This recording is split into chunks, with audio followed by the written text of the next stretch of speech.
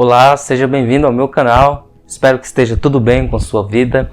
Espero que você esteja cheio do Espírito Santo e na expectativa de aprender um pouco mais. Hoje nós estamos aqui para a nossa segunda aula da EBD dos adultos, onde nós estamos estudando sobre o verdadeiro pentecostalismo. Nós já temos disponível aqui a primeira aula, onde nós falamos sobre a pessoa do Espírito Santo. E hoje, especificamente, nós estaremos falando sobre a atuação do Espírito Santo no plano da redenção. Amém? Antes de nós iniciarmos a aula, vamos fazer uma oração para que Deus nos abençoe, para que a sua palavra vá, cumpra o resultado para o qual ela será enviada, porque por mais que se trate de uma EBD, é a palavra de Deus, Escola Bíblica Dominical. Então, se é uma escola bíblica, obviamente que o material de estudo é bíblico, é a palavra de Deus, e sendo a palavra de Deus é um instrumento espiritual, e nós, como bons servos, nós vamos a Cristo em humildade, reclinamos a nossa cabeça e o nosso coração, pedindo para que Ele, em sua bondade, venha até nós e ilumine o nosso entendimento para que possamos compreender a palavra de Deus. Vamos orar. Senhor Deus, eterno Pai, nós oramos a Ti neste momento, pedindo que a Tua boa mão esteja conosco mais uma vez. Pai, que o Senhor atue, que o Teu Espírito Santo fale ao coração de cada um dos nossos irmãos. Pai, que o Senhor abençoe, que haja compreensão, Pai, da Tua palavra, que o Senhor, em Tua bondade e misericórdia, se revele a nós, ilumine o nosso entendimento para que possamos compreender da melhor forma, Pai, a Tua palavra. Essa é nossa oração, em nome de Jesus. Amém.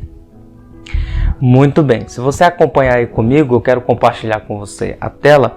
E nós já vimos a primeira aula, essa primeira aula está marcada aí, que foi a aula que nós já estudamos, a pessoa do Espírito Santo, e hoje estaremos estudando sobre a atuação do Espírito Santo no plano da redenção. Antes de nós darmos prosseguimento, eu gostaria de pedir para você deixar o seu like, se inscrever no canal, ativar o sininho para não perder as notificações dos próximos vídeos que serão postados aqui quanto antes. Amém? Compartilhe, nos ajude a levar essa mensagem a mais pessoas.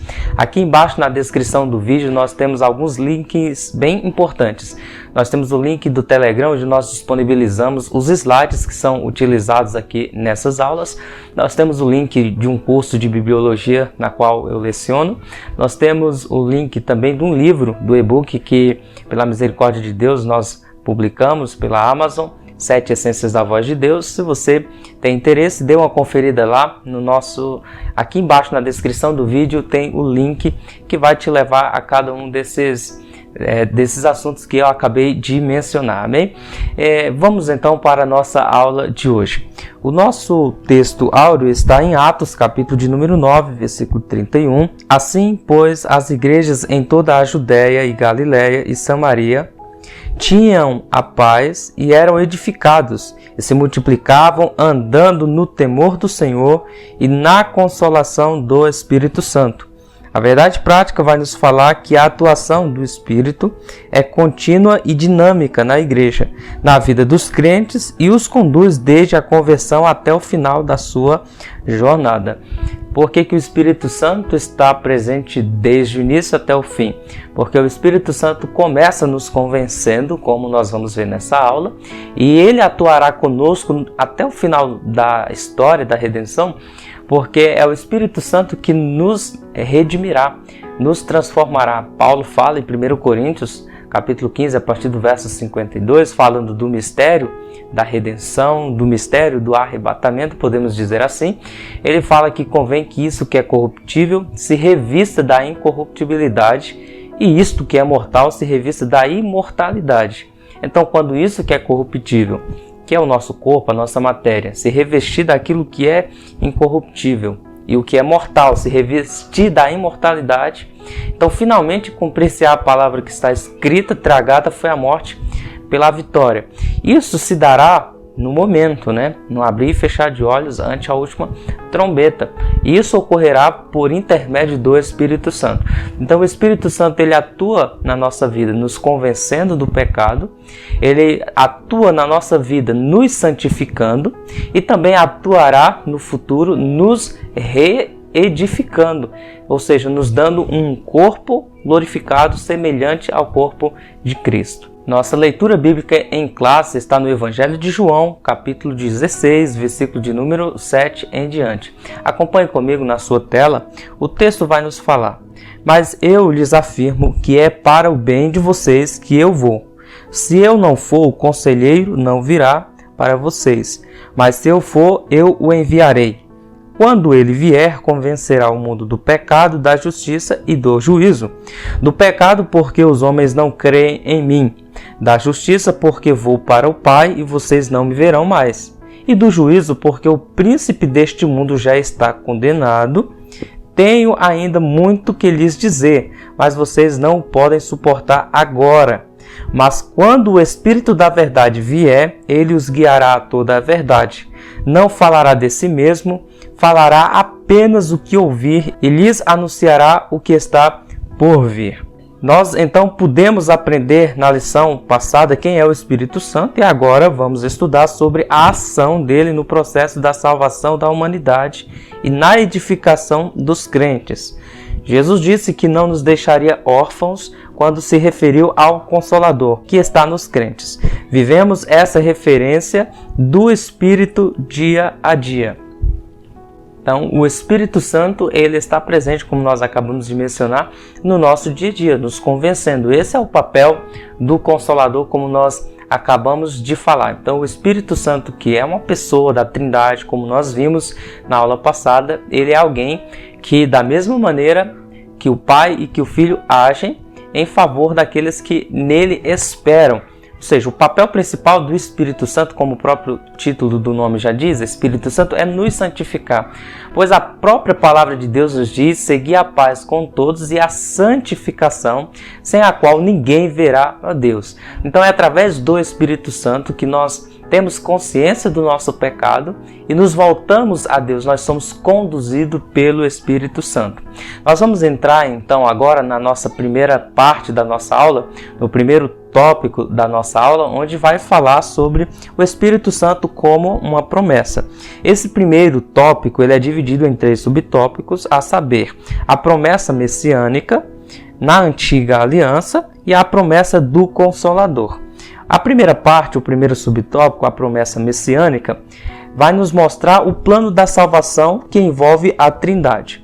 Em primeiro lugar, veja o que o apóstolo Pedro nos revela na sua epístola, no capítulo 1, versículo de número 2. Ele diz que, escolhidos de acordo com o pré-conhecimento de Deus Pai, veja que o Pai está presente, pela obra santificadora do Espírito, para a obediência a Jesus e a aspersão do seu sangue, graça e paz lhes sejam multiplicadas. Então veja que nós temos o Espírito Santo agindo em coordenância aqui com o Pai e com o Filho no plano da redenção. A salvação e a plenitude do Espírito são anunciados de antemão no Antigo Testamento para todo o povo. Isaías 44, verso 3, diz a seguinte palavra: pois derramarei água na terra sedenta e torrentes na terra seca. Derramarei meu espírito sobre a sua posteridade e a minha bênção sobre seus descendentes. Joel, capítulo 22, versículo 28, lembrando que estamos falando de uma promessa messiânica, diz que depois disso derramarei do meu espírito sobre todos os povos, os seus filhos e as suas filhas profetizarão, os velhos terão sonhos, os jovens terão visões, e até sobre os servos e as servas derramarei do meu espírito naqueles dias. Nós sabemos que especificamente essas promessas de Joel, elas se cumprem lá em Pentecostes. O próprio Pedro, quando vai pregar seu primeiro sermão, ele faz uso dessa profecia de Joel.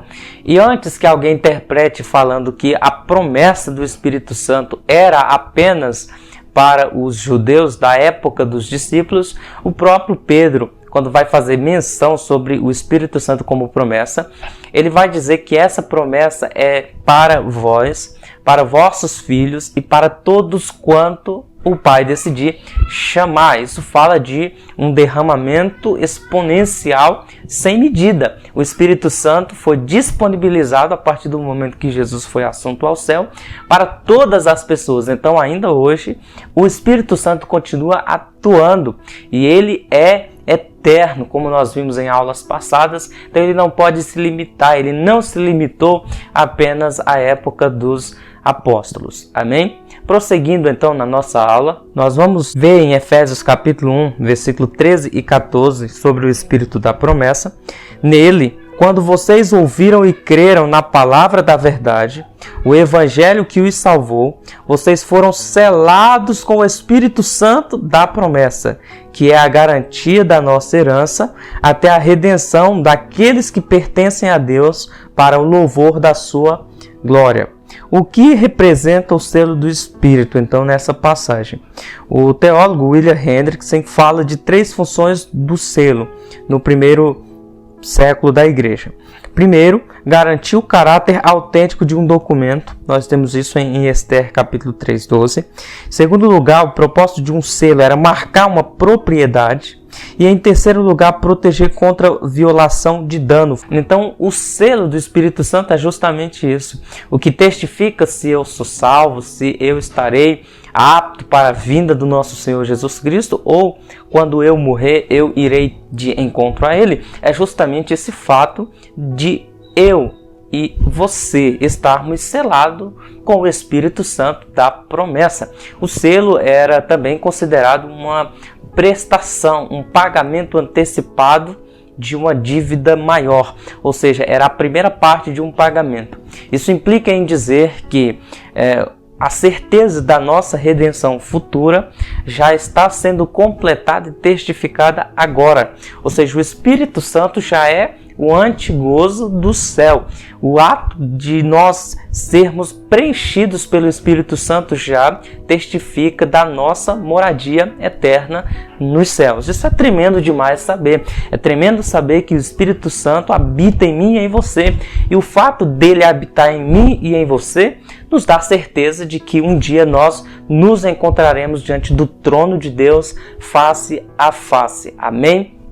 Louvado seja o nome de Jesus. A presença do Espírito ela é tão séria, tão preciosa, que Davi, lá no Salmo 51, depois que tem o pecado dele anunciado por Natã, o profeta, ele em sua oração, dentre algumas coisas que ele vai falar, como por exemplo pedir para que Deus renove um coração novo dentro dele, ele vai pedir que Deus não retire dele o seu Espírito, não retire de mim o teu Espírito Santo. Ou seja, para Davi, a maior preciosidade que alguém poderia ter, inclusive um rei, era a presença do Espírito Santo.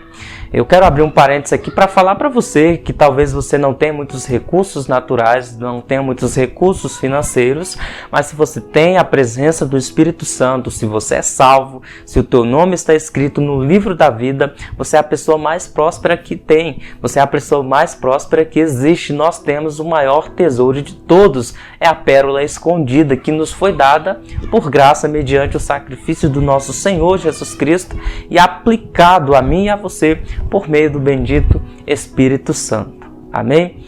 Vamos então prosseguir com os nossos slides. O Dr. John Stott ele vai falar que o selo é uma marca de possessão e de autenticidade.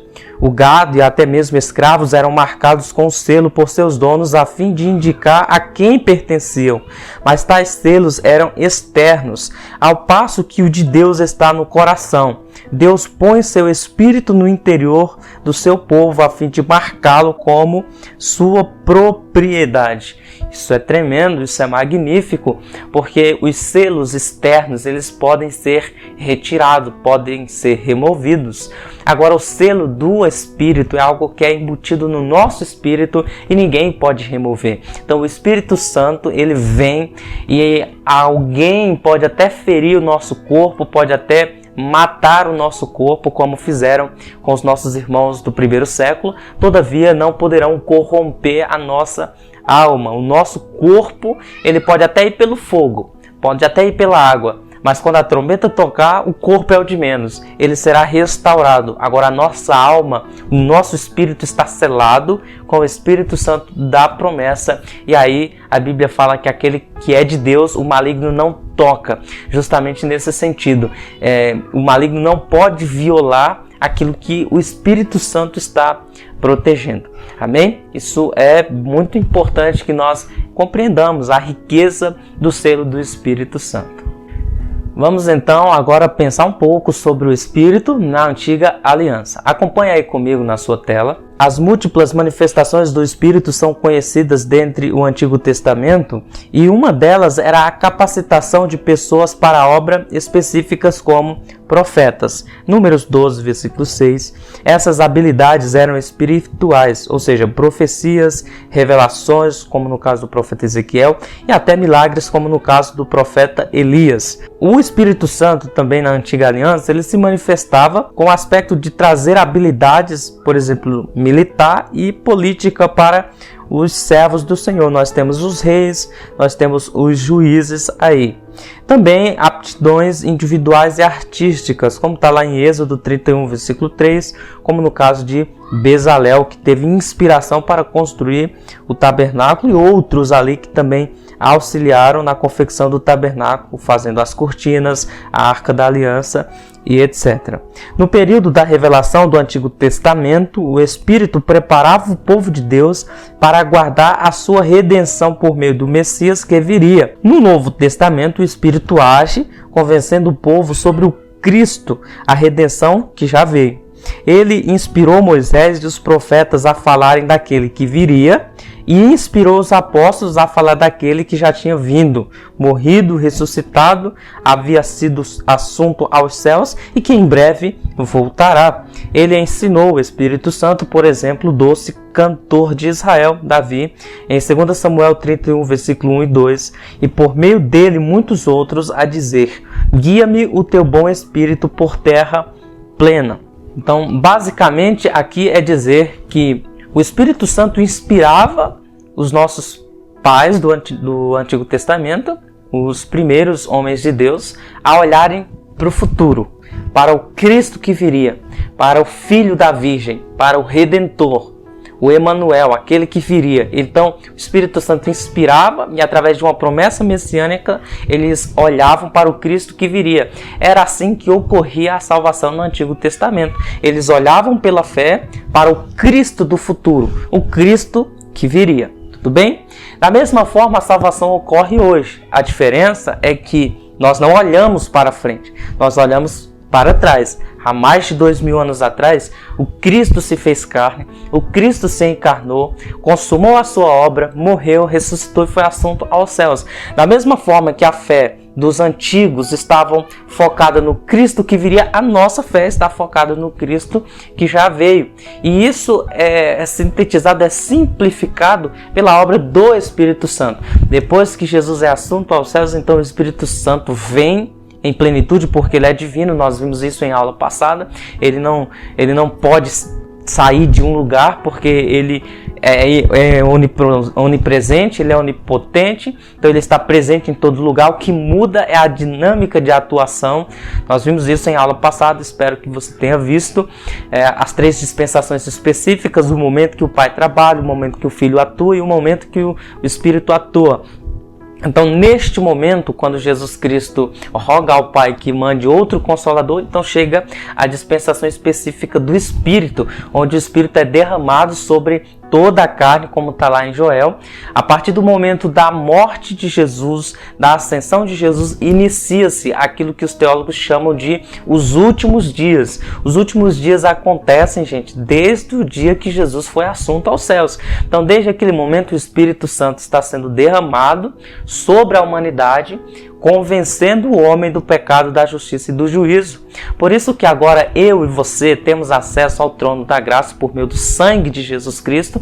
Por intermédio do Espírito, você, com a sua Bíblia, com a sua palavra, é capaz de compreender e de entender a palavra de Deus, porque a Bíblia é o único livro cujo autor está do nosso lado à medida que nós estamos lendo, que é o Espírito Santo. A palavra de Deus nos fala que o Espírito Santo inspirou homens a falarem a palavra de Deus, como está lá em 1 Pedro. Então, nesse sentido, o Espírito Santo atuou tanto na antiga aliança e na nova aliança por meio de Cristo Jesus. Essa manifestação, ela se torna mais plena e mais profunda. Tudo bem até aí? Então vamos prosseguir para o nosso terceiro subtópico: a promessa do Consolador. João 16,7 vai nos falar: mas eu lhes afirmo que é para o bem de vocês que eu vou. Se eu não for, o conselheiro não virá para vocês, mas se eu for, eu o enviarei. William Hendrickson comenta que Jesus não explica o motivo pela qual o Espírito Santo não poderia vir a menos que o Filho parta da terra e retorne ao lar celestial. As sugestões que provavelmente apontam para a direção certa são estas. O Filho está partindo via cruz. Por meio da sua partida, ele conquista o mérito da redenção para seu povo. Ora, o Espírito Santo é aquele que tem a tarefa especial de aplicar os méritos salvíficos de Cristo ao coração dos crentes, como está em Romanos 8 e Gálatas. Porém, o Espírito não pode aplicar esses méritos quando não há mérito para aplicar. Portanto, a menos que Jesus parta, o Espírito não pode vir. Além disso, deve-se ter em mente que a bênção do Espírito Santo é a recompensa do trabalho de Cristo, Atos 2,33. Mas uma recompensa não é dada até que a tarefa pela qual ela é dada seja completada. Então, o Espírito Santo não pode ser enviado até que Jesus tenha terminado sua tarefa na terra. E aí, esse comentário é extraído do Evangelho de João, William Hendrickson, São Paulo, editora Cultura Cristã, página 723. Em suma, não estamos dizendo que Jesus tinha essas razões em mente. Simplesmente não sabemos exatamente o que ele tinha em mente. Mas, de acordo com o contexto da redenção, onde a Trindade toda participa, talvez esse seja o motivo do Espírito só vir em plenitude depois da morte e ressurreição de Jesus. Vamos então ao nosso tópico de número 2, o Espírito Santo consola e ensina. Esse tópico é dividido em 3 subtópicos: o Consolador, o Ensinador e o Ajudador. Primeiro tópico, o Consolador. Segundo o dicionário bíblico Wycliffe, a palavra em português pronuncia paracleto. A palavra grega paracleto do verbo parakaleo, chamar para o lado, com a finalidade de ajudar, exortar, consolar e encorajar. Ocorre 5 vezes no Novo Testamento, todos nos escritos do Evangelho de João. Jesus chamou o Espírito Santo de outro Consolador em João 14,16, o que significa que ele também é um Consolador. Cristo continua a ser o nosso Paracleto no céu, no sentido de ser o nosso advogado junto ao Pai, caso cometamos algum pecado, como está lá em 1 João 2:2. Na ausência física de Cristo, o Espírito Santo dá prosseguimento a essa ação de ajudar o cristão. Com referência ao Espírito, a palavra Paracletos teve várias traduções. Por exemplo, confortador, ajudador, advogado, conselheiro e consolador. A obra do Espírito Santo como consolador é, em primeiro lugar, condenar e dar ao mundo provas da veracidade do pecado, da justiça e do juízo, como está lá em João 16, versículo 7 em diante. Em segundo lugar, a obra do Espírito Santo como consolador é permanecer sempre com os discípulos de Cristo a fim de ajudá-los, exortá-los e encorajá-los. Em terceiro lugar, testemunhar sobre o Senhor Jesus Cristo, Evangelho de João 15, 26, e ajudar os discípulos a se lembrarem das palavras de Cristo, como está no Evangelho de João, capítulo 14, versículo 26. Esse termo aplicado ao Espírito Santo e à sua obra e associado às ocorrências tornou-se forte argumento tanto para a divindade como para a personalidade do Espírito Santo. O Espírito Santo também é o ensinador.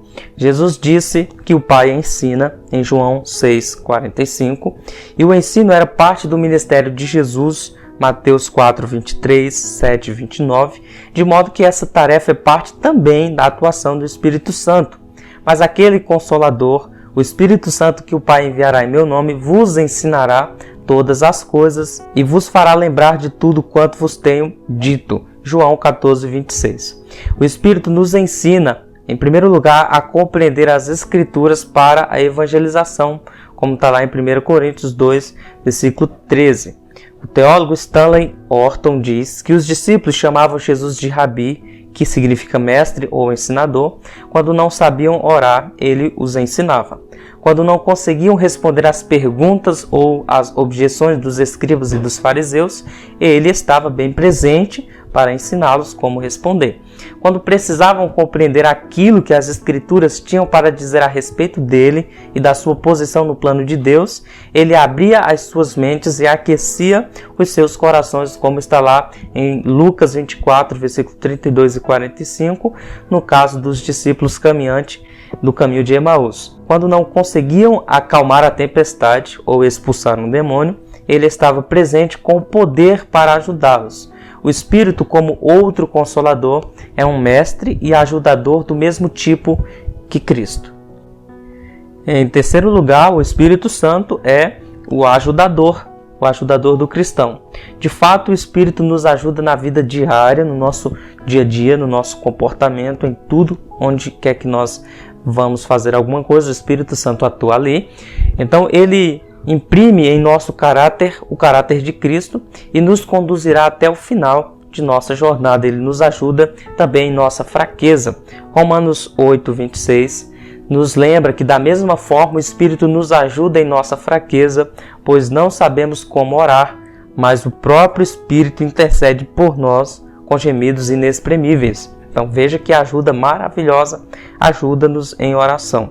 Jesus disse que o ajudador, o Espírito Santo, nos fará lembrar de tudo quanto ele havia dito. Ou seja, em primeira instância ele fala com os discípulos, mas por extensão essa palavra se aplica à igreja. Agora é interessante que ninguém vai se lembrar de algo que não viu, ouviu, leu ou aprendeu. E aí a revista dá uma pancadinha de leve em nós, né? Nos alunos, em todo mundo, que fala que lembrança é algo que vem da memória, que já está nela. Essa ajuda do Espírito não nos desobriga de estudar a Bíblia. É bom ressaltar essa verdade, porque ainda há os que defendem a ideia de que não é preciso estudar e nem se preparar para fazer a obra de Deus. Então, isso aqui é maravilhoso, né? É muito importante pensar nisso. Às vezes as pessoas têm um certo preconceito com a teologia, com o estudo da palavra de Deus.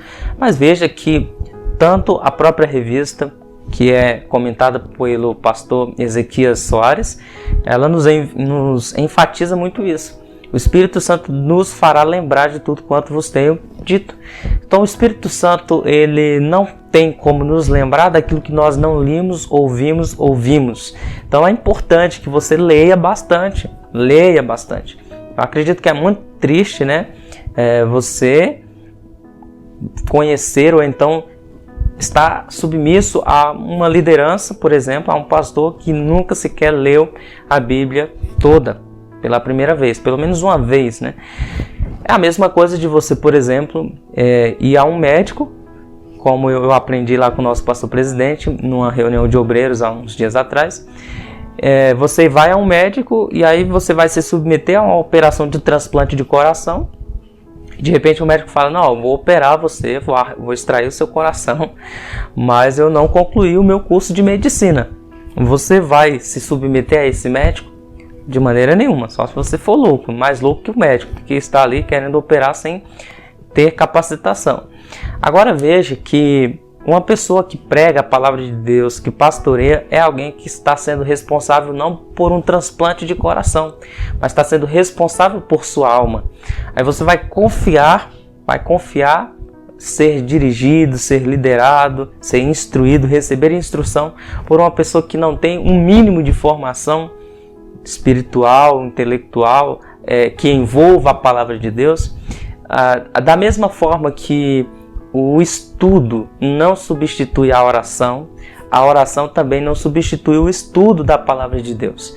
Depois que Paulo se converte lá em Atos capítulo 9, quando tem um encontro com Jesus no caminho de Damasco, ele vai para a Arábia e fica pelo menos 13 anos estudando a palavra de Deus, reexaminando a palavra de Deus, para poder entender novamente sobre o Cristo, e depois ele volta pregando e provando que Jesus é o Cristo. Então, se até Paulo, que cresceu aos pés de Gamaliel, teve que fazer uma reciclagem de todo o seu conhecimento, agora de uma forma mais cristocêntrica, envolvido pelo Espírito Santo, quanto mais nós, né? Então é muito importante que, mesmo você, talvez não seja um professor, seja apenas um aluno, é muito importante que pelo menos uma vez na vida você leia a Bíblia toda. para que quando chegar lá no céu, né, a gente tenha o privilégio de dizer isso, né? Porque se você ama alguém, você vai fazer de tudo para descobrir tudo sobre aquela pessoa. Da mesma forma somos nós cristãos. Se nós amamos a Deus e nós cremos que a palavra, a Bíblia, é a revelação de Deus inspirada por Deus, então nós temos que lê-la toda, completamente, para que nós possamos compreender o máximo possível com a ajuda do Espírito sobre o Deus a quem nós servimos. Amém? Então vamos prosseguir aí para o nosso terceiro e último tópico. O Espírito Santo reprova e convence o mundo. Dividido também em 3 subtópicos. O Espírito Santo convence o mundo do pecado, convence o mundo da justiça e convence o mundo do juízo. Então, vamos lá. Convencendo o mundo do pecado. A ideia do verbo convencer é persuadir. Isso é observado em outras passagens do Novo Testamento, como em João 8:46, João 16:8, 1 Coríntios 4:24 e Tito, capítulo 1, versículo 9. É o Espírito Santo que convence ou persuade o mundo do pecado. Jesus disse pecado e não pecados. Isso porque ele não está falando de alguns pecados ou transgressões específicas, não mais de incredulidade. Isso é o pecado. Do pecado porque não crê em mim. É esse pecado. João 3:18-21 vai nos mostra que pessoas se perdem definitivamente por meio da incredulidade, a rejeição daquele que trouxe o amor salvador de Deus até nós. João diz assim, versículo 18 até o 21 do capítulo 3. Mas quem nele crê não é condenado, mas quem não crê já está condenado, por não crer no nome do Filho unigênito de Deus. Este é o julgamento. A luz veio ao mundo, mas os homens amaram as trevas e não a luz, porque as suas obras eram más. Quem pratica o mal odeia a luz e não se aproxima da luz, temendo que as suas obras sejam manifestas.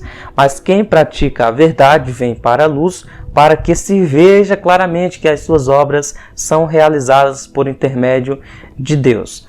Então, o primeiro pecado aí que o Espírito Santo procura convencer o homem é o pecado da descrença. É ele quem nos convence que Jesus Cristo é o Senhor, é a fé. Em segundo lugar, o Espírito Santo convence o mundo da justiça. A justiça que o Espírito Santo convence o mundo é a justiça impecável de Cristo. Isso porque Jesus morreu e ressuscitou dentre os mortos e está à destra de Deus intercedendo por nós. Ele voltou para o Pai e o mundo não o vê mais. Mas o Consolador continua persuadindo as pessoas sobre a justiça de Cristo. Uma vez que somos convictos do pecado, precisamos saber que há um advogado para com o Pai, Jesus Cristo, o justo, que é a propiciação ou a oferta pelos pecados dos nossos pecados, né? Como também pelos pecados do mundo. 1 João 2:1-2. E aqui nós temos que tomar cautela para que as pessoas não entendam que estamos falando de universalismo. O sacrifício de Cristo ele é suficiente para salvar toda a humanidade. Isso é fato. Mas o sacrifício de Cristo só é eficiente na vida daqueles que, pela fé, reconhecem o seu estado de pecaminosidade e vão a Cristo na sua humildade e pedem misericórdia, clamam e são alcançados pela graça, favor imerecido de Deus. Então, em resumo, o sangue de Cristo é suficiente para salvar a todos, mas é eficiente na vida daqueles que se rendem ao seu sacrifício e à sua obra. Amém? Em terceiro lugar, o Espírito Santo veio para convencer do juízo. Versículo 11 de João, capítulo 16, né? Jesus disse ainda que o Espírito Santo veio para convencer do pecado, da justiça e do juízo, porque já o príncipe deste mundo está julgado. O príncipe deste mundo é uma referência óbvia a Satanás, derrotado com a vitória de Cristo na cruz. O Espírito Santo convence o mundo do juízo ou se trata de um julgamento? Que julgamento? Nossos pecados foram julgados em Cristo na cruz e Satanás perdeu as multidões do mundo que vieram a Jesus pela ação do Espírito Santo. mas esse julgamento se refere ao mesmo tempo ao julgamento de Satanás que já começou e será concluído na consumação dos séculos. E nós temos bases bíblicas aí, Mateus 25:41, Apocalipse 12. O diabo ainda luta numa batalha que já foi perdida, porque esse juízo é uma referência ao julgamento de nossos pecados na cruz do Calvário e, ao mesmo tempo, ao julgamento de Satanás, que já foi vencido por Jesus desde a sua morte e ressurreição. Então, basicamente, uma mensagem inspirada pelo Espírito Santo, ela se resume nisso. Uma mensagem cristocêntrica, inspirada pelo Espírito Santo, vai evidenciar essa verdade, que o Espírito Santo convence do pecado, da justiça e do juízo. E nós temos isso na primeira pregação pentecostal da história, que está lá em Atos 2, a primeira pregação feita por Pedro. Vamos ver um exemplo aqui rapidinho sobre essa aplicação do pecado, da justiça e do juízo no sermão de Pedro. Acompanha aí comigo. No dia de Pentecostes, enquanto Pedro falava em um pronunciamento profético, com referência ao livro de Joel, capítulo 2, 28, houve arrependimento do pecado que a incredulidade deles cometeu contra Jesus. Então veja, o pecado dos israelitas era o quê? Mataram Jesus. Atos 2, 22 e 23. Israelitas, ouçam essas palavras. Jesus de Nazaré foi aprovado por Deus diante de vocês, por meio de milagres, maravilhas e sinais que Deus fez entre vocês por intermédio dele. Como vocês mesmos sabem, este homem lhes foi entregue por propósito determinado e pré-conhecimento de Deus, e vocês, com a ajuda de homens perversos, o mataram pregando na cruz. Então veja que a mensagem é convencendo o homem do pecado. Qual que era o pecado? Vocês mataram Cristo. Aí em seguida vem a manifestação da justiça. Qual que foi a manifestação da justiça? Versículo 27, 30 e 33 e 36 de Atos 2. Deus não permitiu que o seu santo visse a corrupção, mas o ressuscitou para sentar no seu trono de glória. Então, vocês mataram Jesus Cristo, é o pecado. Jesus Cristo ressuscitou, é a justiça de Deus. E aí a convicção de juízo é qual? Que esse Jesus que foi ressuscitado, um dia voltará para julgar os homens. Atos 2, 40. Com muitas e outras palavras os advertia e insistia com eles: salvem-se desta geração corrompida. Então, ou seja, a palavra ela está enfatizando o pecado deles, a justiça de Deus e o juízo que virá. Por isso a expressão: salvem-se desta geração corrompida. O resultado dessa mensagem já começa a se mostrar antes mesmo do término dela, como nós vamos ver em Atos 2:37 e finalmente o resultado final, Atos 2:41. Veja, Atos 2:37, Pedro ainda nem tinha terminado a pregação e a Bíblia vai nos informar que quando eles ouviram isso, os seus corações ficaram aflitos e eles perguntaram a Pedro e aos outros apóstolos: irmãos, o que faremos?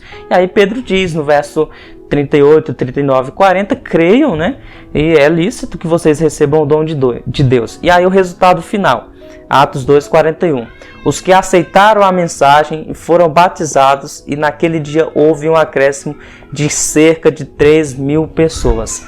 Então, gente, se nós queremos trazer almas para Cristo, levar as pessoas a Deus, a nossa mensagem deve ser essa. Nós devemos falar do pecado, nós devemos falar da justiça e nós devemos falar do juízo. E através de tudo isso, obviamente que o Espírito Santo convencerá as pessoas e elas virão a Cristo. Mas lembre-se que, em última instância, quem faz a obra é Deus e quem convence é o Espírito Santo. Amém? Essa foi a nossa aula de hoje. Falamos sobre a obra do Espírito Santo no plano da redenção. Nós chegamos então à conclusão da nossa revista. Vamos observar aí que, diante do exposto, ficamos sabendo que o sentido de consolador aplicado ao Espírito é inerente à sua natureza e obra. O Espírito Santo atua na igreja para guiar o povo de Deus de forma coletiva, como ovelhas individualmente, e age também no mundo no processo da salvação.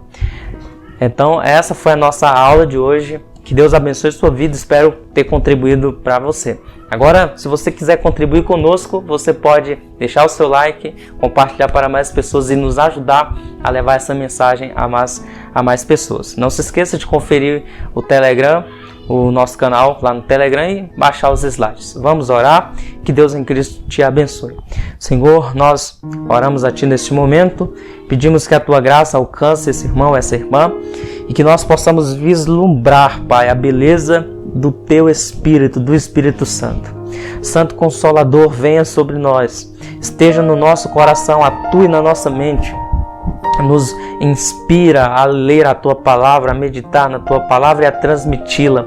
E acima de tudo, Espírito Santo de Deus, nos dê graça e força para praticar a Palavra do Senhor, para viver a Palavra do Senhor. Pai, nós oramos e confessamos a Ti, Pai, as nossas fragilidades e as nossas deficiências, mas diante de tudo isso, Pai, que o Teu poder, o poder do Teu Espírito Santo se aperfeiçoe em nossa fraqueza e que Teu nome seja glorificado em tudo e em todos. Essa é a nossa oração, no nome de Jesus. Amém. Que Deus abençoe a sua vida, um beijo fraterno no seu coração e até o nosso próximo encontro. Tchau, tchau.